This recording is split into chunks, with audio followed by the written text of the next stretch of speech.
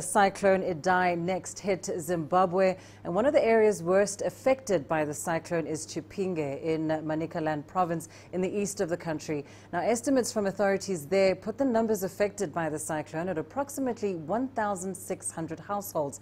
Let's get you an update on the situation in Zimbabwe. CGTN's Farai Mwakutuya now joins us live. Farai, we know that, of course, Cyclone Idai has left a trail of damage and destruction in its path. Just talk us through what the situation is like in eastern Zimbabwe, particularly as far as road access is concerned.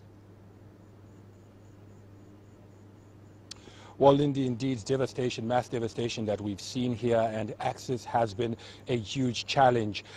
These flood waters washed away roads, destroyed some bridges, trees were dropped. They've been blocking roads. There's been a lot of debris on the roads, and that limited the capability of aid workers, of rescuers to reach and access some of the worst affected areas. But we do know that there has been some success that has been enjoyed, certainly to a point called Skyline, which is one of the command centers, one of the rescue centers, where people are being airlifted from the battered communities to receive medical attention and then transferred to other hospitals. But earlier today, there was also a breakthrough where the military and rescuers were able to break through to an area called Rusitu, which sits at the confluence of two rivers, and we're told it was literally flattened because of these raging waters. Now, that is one of the worst affected areas, but even before people got there, we heard stories, very sad stories, very heart-rending stories from people who survived but lost loved ones, people who are seeking help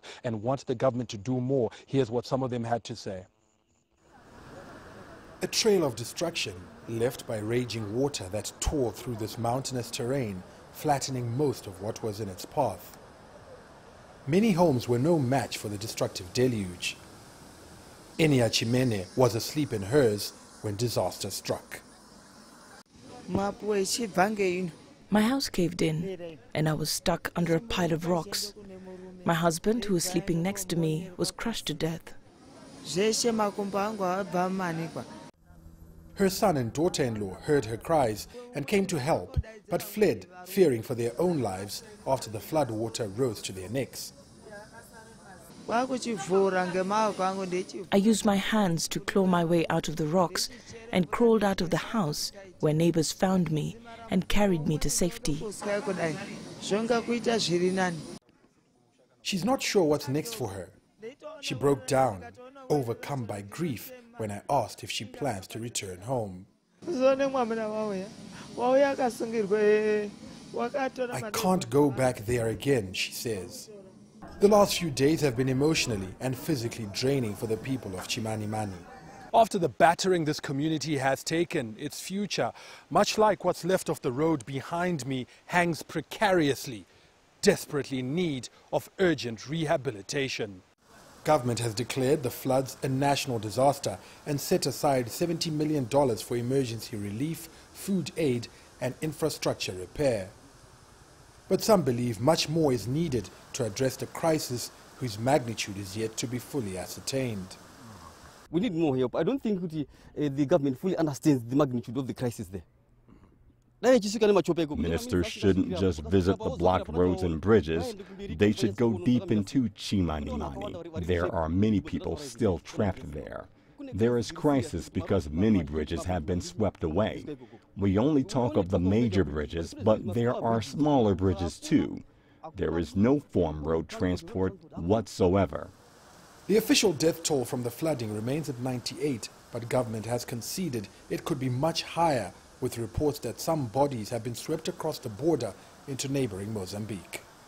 Farai Mwakutuya, CGTN, Chipinge, Zimbabwe.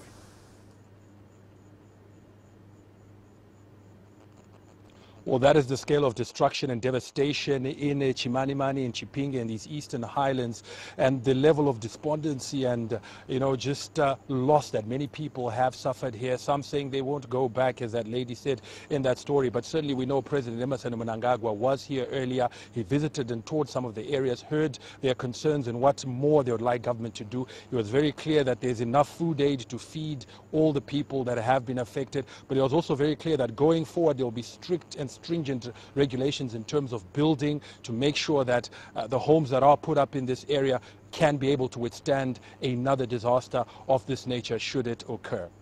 Lindy. Well, thank you so much. Farai Mwakutuya joining us there from Chipinge in eastern Zimbabwe, one of the areas worst affected by Cyclone Idai.